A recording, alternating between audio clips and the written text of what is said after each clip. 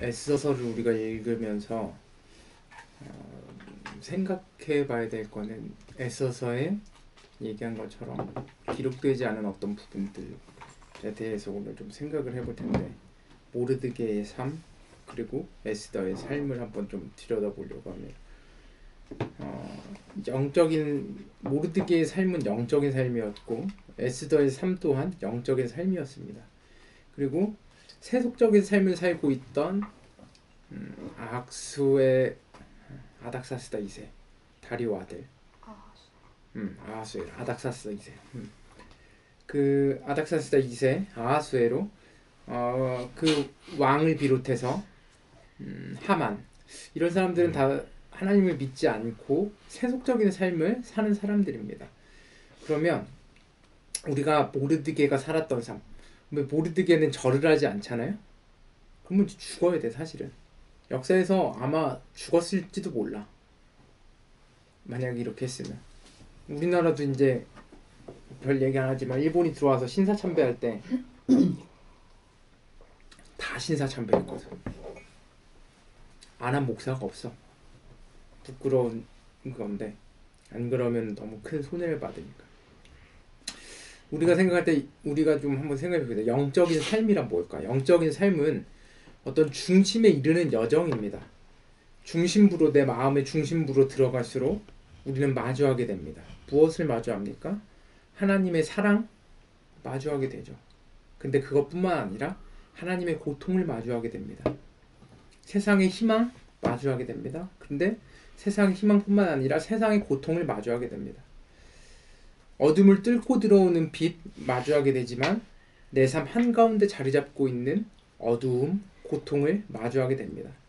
내 마음의 중심부로 갈수록 삶을 하나님 중심으로 바라보려고 할수록 온갖 고통을 마주하게 됩니다. 이 사실을 알게 되면 굉장히 당황스럽게 됩니다. 그래서 수없이 많은 장애물들이 여러분들의 발목을 잡아서 마음의 중심부로 들어가지 못하도록 합니다. 여러분들 안으로 수없이 많은 것들이 말 그대로 여러분을 점령하고 있습니다. 영적인 삶은 이 모든 것을 물리치는 여정입니다. 모르드게와 물론 에스더는 중간에 이 갈등 지점들을 잘 보여주고 있는데, 모르드게는 어찌됐건 완성된 인물입니다. 이 여정을 무사히 마친 사람이고, 그리고 에스더라고 하는 한 여인의 삶을 통해 우리는 이 여정을 어슴푸레하게 볼 수 있습니다. 어찌됐건 다시 계속 얘기를 하면, 따라서 저와 여러분은 영적인 삶을 위해, 거룩함이 삶에 스며들도록 하기 위해 나의 힘으로 그래서 무엇인가를 하려고 굉장히 애씁니다. 묵상하기도 하고, 기도하기도 하고, 예배에 나오기도 하고, 찬양하기도 하고, 일기도 쓰라고 그래서 일기도 쓰고, 전도도 하고, 우리는 물론 전도는 안 하지만 전도도 하고, 물론 이 모든 것들은 거룩한 행위인 것이 분명합니다. 그러나 이것을 나의 힘으로 하는 한 지속적일 수도, 지속적이라 하더라도 하나님을 만나지도 못하게 됩니다. 이런 행위를 하는 데 있어서 더 중요한 것이 있습니다. 내 힘으로 하지 않는 것입니다. 저와 여러분이 할 것은 하나입니다. 하나님의 음성을 듣는 일입니다. 하나님의 말씀을 듣는 일입니다. 하나님께서 하시는 일을 가만히 서서 보는 것입니다. 하나님이 나의 하나님 되심을 보는 것입니다. 모르드게가 모든 사람들이 하만이 지나갈 때, 아하수에로 왕이 지나갈 때 다 절을 하는데 혼자서 절을 하지 않을 수 있었던 이유는 바로 이것 때문에 그렇습니다. 하나님의 음성을 들을 수 있었기 때문에 혼자서 그렇게 꿋꿋하게 서서 절을 하지 않을 수 있었습니다. 따라서 우리가 생각해보면 신앙생활에서 가장 중요한 일은 경청하는 일입니다. 더 정확하게 말하자면 경청하는 마음을 갖는 것입니다. 이를 통해서 하나님의 임재 안에 거하는 연습을 하는 것입니다.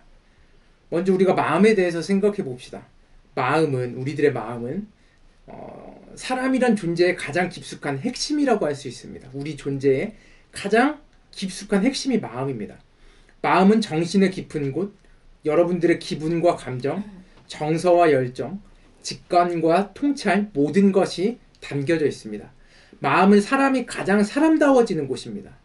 더불어서 경청하는 마음에 대해서 생각해 봅시다. 경청하는 마음이란 모든 존재와 내 소유가 하나님 앞에 열려 있는 것입니다. 이게 경청하는 마음입니다. 경청하는 마음은 내 모든 존재와 내 모든 소유를 하나님 앞에 열어두는 것입니다. 다시 말해 경청하는 마음이란 하나님을 신뢰하고 확신하는 행위입니다. 하나님을 신뢰하지 못하면, 확신하지 못하면 하나님의 음성을 들을 수 없습니다. 하나님께서 하시는 일을 볼 수 없습니다. 그런데 저와 여러분은 신뢰와 확신을 하지 못하는 세상 한가운데 살고 있습니다. 충이가 얘기한 것처럼 에스더 당시에도 바벨론 포로로 끌려가 있던 그들도 신뢰와 확신을 할 수 없는 세상, 하만 같은 사람들이 득실득실대고 있는 그 세상 가운데서 살아가야 했습니다. 우리는 서구의 문명을 그대로 받아들였습니다. 대한민국이라고 하는 나라는. 이곳에서 또 대한민국이라고 하는 토양에서 우리만의 문법으로 서구 문명의 안 좋은 점이 지극히 확대됐습니다. 천박한 자본주의가 굉장히 확대됐습니다. 거대 기업과 재벌은 영어로 재벌인 거 알지? 우리나라에서 재벌이 만들어져서. 재벌은 영어로 재벌이야. 일본어인데요? 아니야. 일본어라고 배웠는데 영어 시간. 아니야. 우리나라 말이야 재벌. 갑자기. 거대 기업과 은행들의 사기, 재벌들, 그리고 삼성의 바이오 분식 회계, 이런 사건들이 뉴스조차 되지 않는 그런 곳에서 살아가고 있습니다. 그 외에는 어떻습니까? 유명한 부흥 강사들이 성적으로 타락하고 그런 소식을 들어도 더 이상 충격으로 다가오지 않습니다. 정치인들은 이미 믿지 못하는 대상이 된 건 오래됐고, 믿었던 연예인들이 마약과 성매매를 주선하는 그런 세상에서 살고 있습니다. 이런 상황 속에서 우리는 누군가를 신뢰한다는 것, 내 옆에 있는 사람을 신뢰한다는 것, 이걸 잃어버렸습니다. 그래서 우리는 안타깝게도 의심하는 법을 자연스럽게 배워버린 것입니다. 불신이 남아있게 됩니다. 우리 안에. 불신은 무엇인가를 내가 통제할 수 없다는 느낌에서 대부분 출발합니다. 내가 통제할 수 없는 어떤 것들이 있으면 불신이 생깁니다. 내가 이 사람을 통제할 수 없으면, 내 생각의 범위 바깥에 있으면, 내가 생각한 대로 이 사람이 움직여지지 않으면 이 사람을 신뢰할 수가 없습니다. 불신이 시작됩니다. 통제할 수 없으니 언젠가 내 생각과 다르게 변하게 될 것이라고 생각하기 때문에 신뢰를 하지 못하게 됩니다. 그리고 이러한 느낌은 뒤에서 누군가 무엇인가를 자신의 이익을 위해 조정하고 있다는 느낌과 가끔 연결되기 시작합니다. 이게 문제가 됩니다. 어떤 사람의 문제의식이나 목적, 그 사람이 주장하는 바가 나의 문제의식이나 목적, 내 주장하는 바랑 다르거나 무관하게 여겨질 때 우리는 그 사람을 신뢰하지 못한다고 결론을 내립니다. 이때 저 사람이 무엇인가를 숨긴 채 이득을 챙기고 있고 나는 손해를 보고 있다고 생각을 하게 됩니다. 무엇이 어떻게 돌아가는지 보지 못한 채 나를 배제한 어떤 일이 일어나고 있다고 생각해 보십시오. 어떤 관계에서. 무엇이 어떻게 돌아가는지 난 잘 몰라. 들어갔는데. 그리고 나를 배제하고 나를 빼놓고 어떤 일들이 막 일어나고 있다고 생각해 보세요. 그리고 거기에 내 마음, 기술, 능력, 자본, 내 인간관계 등이 누군가한테 이용당하고 있다고 의심될 수밖에 없는 상황에 여러분들이 놓여 있다고 생각해 보십시오. 만약에 그런 일을 겪고 있거나 놓여져 있다면 그 사람은 모욕감을 느낄 뿐 아니라 모든 사고, 정체성 등의 심각한 손상을 입게 됩니다. 그리고 삶은 마비될 겁니다. 이러한 삶에 놓이지 않기 위해서 세상에서 자기 방어를 하도록 우리들은 뇌구조를 발달시킵니다. 이것이 불신을 만들어냅니다. 누군가를 신뢰하지 못하는 마음, 내가 이용당하면 안 되겠다는 마음. 안타까운 것은 물론 그렇게 살아야죠. 하만이 가득한 세상에서 그렇게 살아야죠. 안타까운 것은 이러한 생각이, 이러한 논리적 사고의 구조가 하나님을 만나는 우리의 삶의 자리에도 영향을 끼친다는 사실입니다. 그래서 그토록 저와 여러분은 하나님을 신뢰하지 못하나 봅니다. 하나님 앞에 자기 방어가 있는 한 참된 하나님을 만날 수 없습니다. 하나님 앞에 온전하게 나를 열어놓아야 합니다. 나 자신, 내 존재, 내가 소유한 모든 것들 온전하게 하나님 앞에 열어놓아야 합니다. 하나님께서 나를 온전하게 보실 수 있도록, 나를 찾으실 수 있도록 열어놓아야 합니다. 저와 여러분의 문제는 이것입니다. 하나님은 사람처럼, 내 옆에 있는 사람은 하나님처럼 대하려고 합니다. 하나님을 신뢰하지 못하면서 사람을 신뢰하려고 합니다. 그래서 어떠한 결과들을 맞이하게 됩니까? 무조건적인 사랑을 주지 못한 그 사람에게 깊은 상처들을 안고 살아가게 됩니다. 어떻게 엄마가 아빠가 나한테 그럴 수 있지? 나한테 그건 너무 큰 상처였어. 어떻게 그 친구들이 나한테 그럴 수가 있지? 내가 그토록 믿었었는데. 상처들을 안고 살아갑니다. 요한복음 9장에서 우리 지난주에 읽었던 요한복음 9장에서 예수님은 맹인의 눈을 뜨게 해줍니다. 그리고 예수님은 그에게 묻습니다. 사람의 아들을 믿냐고 묻습니다. 이 물음은 너가 우주인을 믿냐 또는 사람의 아들이 있는 것을 믿냐라고 묻는 게 아닙니다. 예수님이 묻는 것은 사람의 아들 즉 하나님 앞에 인류를 대표하는 자인 예수 자신을 신뢰할 준비가 되어 있냐고 묻는 것입니다. 자연스럽게 눈뜬 사람은 맹인이었던 사람은 사람의 아들이 누구인지 알고 싶다고 답합니다. 사람의 아들이 누군가요? 그리고 예수님께서는 바로 자신이라고 말씀하십니다. 그리고 그 눈뜬 사람은 응답합니다. 저는 믿습니다.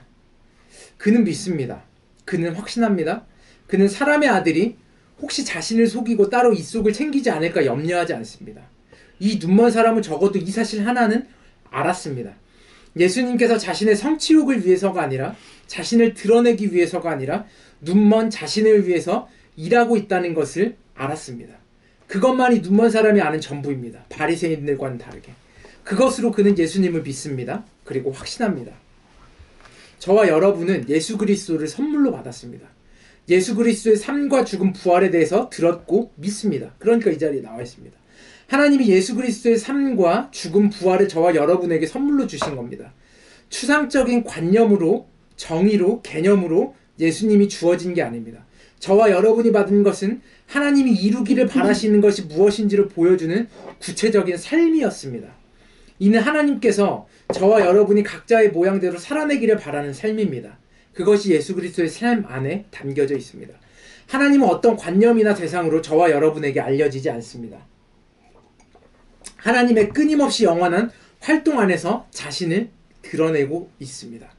저와 여러분은 우리 각자의 삶에서 그분의 활동, 그분의 목적, 그분이 원하시고 바라시는 것을 발견하게 됩니다. 예수 그리스도의 삶을 통해 저와 여러분은 하나님의 활동을 보는 방법을 배우게 됩니다. 이걸 봐야 됩니다. 그래야 하나님의 목적이 내 삶에서 어디로 향하게 되는지를 알게 됩니다. 보게 됩니다. 하나님의 목적은 어디로 향합니까? 그리고 하나님의 목적은 무엇입니까? 그것은 십자가로 상징되는 예수 그리스도의 삶과 죽음, 부활, 그 안에 모든 것들이 담겨져 있습니다. 예수 그리스도의 십자가는 이 세상에서 일어난 모든 일과 내 삶에서 일어나는 절망스러운 고통의 핵심을 상징합니다. 선한 마음을 갖는다고, 내가 선한 행동을 한다고 해결할 수도 없고 피할 수도 없는 일들이 있습니다. 심지어 그 일들을 맞이했을 때 아무것도 할 수 없는 고통들이 우리들 삶에서 한가운데서 우리들을 기다리고 있습니다. 우리는 이 고통들을 마주하게 됩니다. 그 고통의 한가운데서 굴하지 않는 힘이 있습니다. 십자가를 향해 저벅저벅 걸어가신 예수 그리스도라는 힘입니다. 그 힘은 결국 사랑의 핏방울을 남겼습니다. 십자가 앞에서, 십자가 위에서. 이 사랑은 예수님께서 십자가에서 보여주신 그 사랑은 이 땅에 존재하는 모든 것의 핵심에 놓여지게 됩니다. 예수님께서 십자가의 길을 통해서 하나님이 드러납니다. 그 사랑을 통해 하나님이 어떤 분인지 그분의 목적이 무엇인지를 우리는 알 수 있게 되었습니다. 십자가를 통해 알 수 있는 것은 하나님은 이기적인 목적을 가질 수 없는 분이라는 겁니다. 하나님을 하나님이게끔 하는 것을 제외하고는 그분은 자신을 위해 어떠한 것도 필요하지 않기 때문에 이기적일 수가 없습니다. 하나님은 정말로 어떤 것도 필요가 없습니다. 따라서 이 세계가 그리고 우리라는 존재가 그분의 활동 덕에 존재한다고 했을 때 우리가 떠올릴 수 있는 유일한 그분의 동기는 지극히 이타적인 사랑입니다.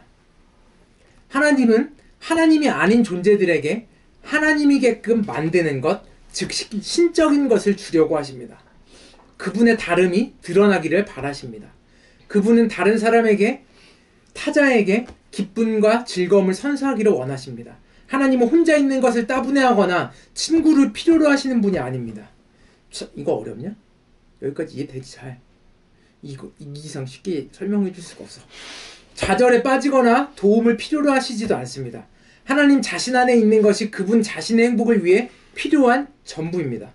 따라서 저와 여러분이 존재하는 이유는 그분의 필요에 의해서 우리가 존재하는 게 아닙니다. 우리가 존재하는 이유는, 우리에게 생명이 있는 이유는 오직 그분의 무조건적인 호의 때문입니다. 이타적인 사랑 때문입니다. 이것을 볼 수 있는 눈이 열려야 합니다. 내 안에 계신 예수님께서 너의 안에도 있음을 볼 수 있는 눈이 열려야 합니다. 내 안에 계신 예수님께서 이 사물 안에, 이 돌덩이 안에 있는 그 예수님을 볼 수 있는 눈이 열려야 합니다. 이것을 보고 그분의 음성을 들을 수 있을 때 저와 여러분은 하나님을 신뢰할 수 있게 됩니다. 하나님의 사심 없으심을, 하나님의 이기심 없음을 볼 수 있을 때의 진정한 신뢰가 시작되기 때문입니다. 이 신뢰가 시작되면 지금 여기에 계신 하나님을 보게 됩니다. 지금 여기에 계신 하나님을 보게 됩니다. 하나님은 멀고 먼 하늘이나 깊고 은밀한 곳이나 먼 미래에 계신 것이 아닌 것을 깨닫게 됩니다. 하나님은 저와 여러분 가운데 장막을 치셨습니다. 그뿐 아니라 하나님은 저와 여러분을 집으로 삼으셨습니다. 그래서 우리도 하나님을 집으로 삼을 수 있게 되었습니다. 요한복음을 보면 세례 요한이 등장합니다. 1장에 보면 세례 요한은 낙타털 옷을 두르고 아주 거칠고 금욕적인 사람이었습니다. 회개의 설교자 세례 요한은 엄중한 목소리로 외칩니다. 회개하라, 하나님 나라가 가까이에 왔다. 너희들은 죄인들이다. 회개하라, 회개하라. 이게 세례 요한이 외친 하나님의 메시지입니다. 어느 날 안드레와 다른 제자가 요한과 함께 서 있는데 예수님이 지나가셨습니다. 세례 요한은 예수님을 유심히 보고 나서 말했습니다. 요한복음 1장 29절에서 보라, 세상 죄를 지고 가는 하나님의 어린 양이로다. 세례 요한은 정확하게 알고 있었습니다. 사람들이 죄를 회개해야 하나님께로 갈 수 있다는 것, 그리고 자신이 그들의 죄를 대신 짊어지고 갈 수 없다는 것. 그런 세례 요한이 말합니다. 예수님을 보면서 이렇게 말합니다. 보라, 세상 죄를 지고 가는 하나님의 어린 양이로다. 이 놀라운 세례 요한의 메시지를 허투루 듣지 않은 그의 제자 2명이 있었습니다. 그 메시지를 듣고 따라갔습니다. 그러자 예수님께서 돌아서서 그들이 따르는 것을 보시고 물으십니다. 너희는 무엇을 구하느냐? 그들은 그들에게 묻습니다. 그러자 그들이 예수님에게 다시 묻습니다. 예수님, 당신은 어디에 머물고 계십니까? 그러자 예수님이 말씀하십니다. 와서 봐라. 와서 보라. 예수님은 세례 요한과 무엇이 다릅니까? 세례 요한은 회개하라, 회개하라라고 소리쳐 설교합니다. 그러나 겸손한 종이자 온유한 하나님이신 예수님은 요한의 제자들을 그냥 초대합니다. 예수님은 자신이 살고 있는 곳을 와서 보라고 하셨습니다. 세례 요한의 제자들을 안으로 맞아들여 둘러보게 허락하셨고 자신과 함께 있게 하셨습니다. 그래서 그 2명은 가서 그날 예수님과 함께 거했습니다. 그들은 그분의 거처에 친숙해졌습니다. 세례 요한의 2 제자들이 예수님을 신뢰했기 때문에 그분의 초대를 들을 수 있었던 것입니다. 예수님의 삶과 죽음, 부활의 상징을 모두 담고 있는 십자가를 신뢰한다면, 예수님을 마음속에 주인으로 모시고 있다면 여러분도 이 초대를 받게 됩니다. 와서 보라. 예수님께서 여러분들을 이렇게 초대하실 겁니다. 예수님은 집주인처럼 식탁에 사람들을 초대합니다. 시편 23편을 보십시오. 선한 목자이신 그분이 잔이 넘치는 식탁으로 자신의 사람들을 초대하고 있습니다. 예수님은 엄하고 까다로운 주인이 아닙니다. 내 집에 들어와서 편하게 먹고 마셔. 이렇게 말씀하시는 참 편안한 주인입니다. 하나님은 평생 여호와의 집에 살라고 끊임없이 우리를 초대하십니다. 시편에 보면 이러한 표현들이 너무 많이 나옵니다. 주님은 친히 저와 여러분의 집이 되길 원하십니다. 그분은 집이 되길 원하십니다. 그래서 요한은 말씀이 육신이 되어 우리 가운데 예수님께서 사신다고 표현합니다. 요한복음 1장 14절에 이렇게 기록되어 있습니다. 그 말씀은 육신이 되어 우리 가운데 사셨다. 맞습니다. 그분이 내려오셔서 그렇게 살고 계셨습니다. 하나님은 저와 여러분이 예수님과 한 집에 살기를 간절하게 원하고 계십니다. 그래서 그것을 알려주시려고 친히 우리 가운데 집을 지으셨습니다. 그리고 그곳에 살고 계십니다. 그리고 이제 그 집에 우리가 머물도록 초대하고 계십니다. 와서 봐라. 와서 봐라. 요한복음에 이 이미지가 계속 등장합니다. 요한복음 15장 4절입니다. 내 안에 머물러 있어라. 그리하면 나도 너희 안에 머물러 있겠다. 가지가 포도나무에 붙어있지 아니하면 스스로 열매를 맺을 수 없는 것 같이 너희도 내 안에 머물러 있지 아니하면 열매를 맺을 수 없다. 이 얘기가 무슨 얘기냐면 내가 너희를 내 집으로 삼은 것처럼 너희도 나를 너희의 집으로 삼아라. 이렇게 말씀하시는 겁니다. 예수님은 오셔서 이 땅 가운데 오셔서 그리고 저와 여러분들 사이에 오셔서 저와 여러분을 자신의 집으로 삼으셨습니다. 동시에 저와 여러분을 그분의 집에 살도록 초대합니다. 저와 여러분이 곧 하나님의 집입니다. 그분이 집으로 삼으신 곳을 저와 여러분이 집으로 삼도록 초대받은 겁니다. 그래서 저와 여러분의 몸과 손과 얼굴과 마음은 점점 하나님과 자유롭게 살 수 있는 곳이 되어갑니다. 모르드게가 모든 사람들이 하만 앞에 무릎을 꿇고 다 절하는데 절하지 않았었던 이유가 바로 하나님을 거쳐 삼고 있었기 때문입니다. 하나님이 집이었기 때문에, 하나님 안에 머물고 있었기 때문에 모든 사람들이 절할 때 절하지 않을 수 있었던 이유가 바로 여기에 있습니다. 결국 예수님은 자신이 아버지 집에 가서 저와 여러분의 거처와 식탁을 예비하겠다고 말씀하십니다. 그 큰 집에 잔치가 벌어져 잔이 넘치고 삶은 하나님과 함께하는 거대한 기쁨의 축제가 됩니다. 와서 보라. 이 초대에 담긴 이 의미를 여러분이 조금이라도 느낄 수 있었으면 좋겠습니다. 다시 말하지만 예수님의 초대는 늘 여러분을 향해 있습니다. 그런데 여러분의 눈과 귀가 닫혀 있으면, 다시 말해 하나님을, 예수 그리스도를, 성령님을 신뢰하지 못한다면 어떠한 음성도 초대도 받지 못합니다. 그래서 들을 수 있어야 합니다. 세례 요한이 보라 세상 죄를 지고 가는 하나님의 어린 양이로다라고 말하지 않았다면 그의 제자들은 예수님을 알아보지 못했을 겁니다. 물론 세례 요한이 예수님에 대해서 한 이 말을 이 두 명의 제자들만 들은 건 아닙니다. 더 많은 세례 요한의 제자들이 이 이야기를 들었지만 그 참뜻을 알아들은 것은 이 두 명뿐입니다. 여러분은 혼자서 예수님을 만나기 어렵습니다. 절대로 혼자서 예수님을 만날 수가 없습니다. 그분을 어렴풋이 볼 수 있을지 몰라도 진정으로 그분을 만날 수 없습니다. 하나님을 신뢰하기 위해선 자기 방어를 버려야 합니다. 자기 방어는 절대로 혼자서 자각되지 않습니다. 다른 사람과의 관계 가운데서만 자기 방어를 일으키는 기제들을 볼 수 있습니다. 그래서 공동체가 필요합니다. 이 공동체에서 저와 여러분은 경청해야 합니다. 나의 모습을 보여주는 사람들의 언어를 집중해서 듣고 보아야 합니다. 그 안에서 예수님을 볼 수 있고 만날 수 있기 때문입니다. 때론 공동체 안에 있는 사람이 마음에 들지 않을 수 있습니다. 즐거움을 주거나 매력이 있거나 친근감을 주는 사람이 아닐 수 있습니다. 공동체 안에 있는 사람들에 대한 선입견으로 그 사람을 제대로 보지 못할 수 있습니다. 그래서 경청해야 합니다. 이 두 제자가 경청했었던 것처럼 경청해야 합니다. 에스더가 모르드게의 말을 경청했었던 것처럼 경청해야 합니다. 내 옆에 있는 사람의 삶과 이야기에 귀와 눈을 열어야 합니다. 있는 그대로 공동체에 속한 한 사람 한 사람을 볼 때 나를 보는 눈이 동시에 열리게 될 겁니다. 그리고 그들을 통해 예수 그리스도가 하시는 음성을 듣고 그분이 하시는 일을 보게 될 겁니다. 물론 그들은 여러분 자신과는 너무나도 다릅니다. 여러분 공동체 옆에 있는 사람들은 여러분 자신과 너무나도 다른 사람들입니다. 때론 가난하거나 부유하거나 발음이 이상하거나 몸이 불편하거나 피부색이 다르거나 몸이 건강하거나 불편하거나 정치 상형이 같거나 다르거나 선호하는 영화가 같거나 다르거나 내가 선호하는 음식이 같거나 다르거나 여러분 내 모습과 너무나도 다를 수 있습니다. 그런 이유로 그 사람을 불편하게 여길 수 있습니다. 그래서 그 사람을 제대로 바라보지 못할 수 있습니다. 그래도 그들의 삶과 이야기에 집중해야 합니다. 나와 다른 사람들과 함께 시간을 보내는 그 가운데 진정한 나를 발견할 수 있기 때문입니다. 내 방어 기제들이 그 사람들과 생활할 때 시간을 보낼 때 내려질 수 있기 때문에 그렇습니다. 그리고 그 안에 예수 그리스도께서 거하시기 때문에 그렇습니다. 그 다음에 해야 할 일이 있습니다. 제자들이 세례 요한의 제자들이 어디에 거하십니까 하고 이제 예수님에게 물었던 것처럼 우리도 예수님께 어디에 거하십니까 하고 물어야 합니다. 예수님이 어떤 분이신지 알려고 해야 합니다. 예수님과 함께 있고 싶어서 그분을 구해야 합니다. 정직하게 그분께 아뢰면 됩니다. 주님, 제가 주님을 따르고 싶은지 아직은 잘 모르겠습니다.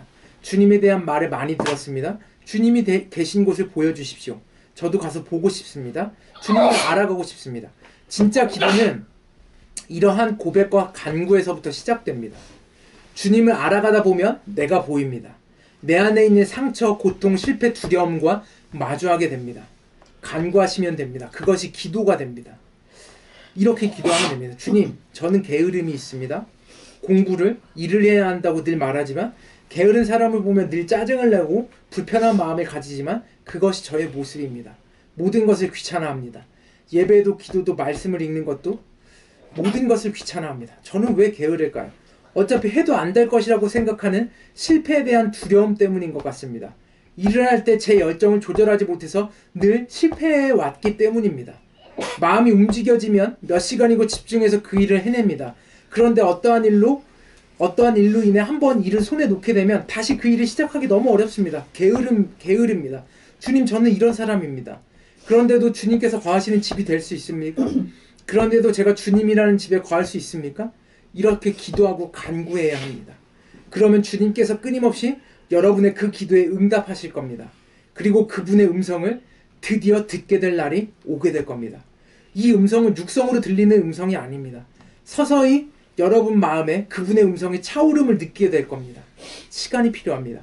그리고 어느 순간 예수님이 여러분을 집삼아 거하고 계심을 느끼게 될 겁니다. 그러면 마음이 따뜻해지고 흑백으로 보이던 세상에 드디어 다채로운 색을 지닌 곳임을 보게 될 겁니다. 내 옆에 있는 사람의 진짜 모습을 보게 될 겁니다. 하나님께서 일하시는 그 모습을 진짜 보게 될 겁니다. 여러분, 주님 안에 거하시게 될 겁니다. 하나님 나라 안에 거하게 될 겁니다. 여러분, 예수님과 함께 계십시오. 조용히 그분의 음성을 들으십시오. 그분이 여러분을 집으로 초대합니다. 모르드게는 적어도 이 초대를 받았고 그분 안에 거하면서 살았었던 사람입니다. 그렇기 때문에 하나님만 경외할 수 있었습니다. 2분간의 여러분들 아침에 하는 그 기도뿐만 아니라 그 기도가 시작이 되지만 결국에는 이 2분의 기도를 통해서 우리가 깨닫게 될 것들이 있습니다. 뭐냐면 온종일 여러분이 그분의 집에, 예수님의 집에 거하고 있음을 알게 될 겁니다. 예수님이 여러분 안에 그 2분뿐만 아니라 늘 거하고 계심을 알게 될 겁니다. 주님과 함께 기도 안에 머물게 될 때 이 적대적이고 폭력적이고 경쟁적인 세상 속에서 하만 같은 사람이 득실득실대는 이 세상 속에서도 내 집에 거한 것처럼 예수님과 더불어서 살아갈 수 있게 될 겁니다. 여러분, 그날을 꿈꾸시길 바랍니다. 기도합시다.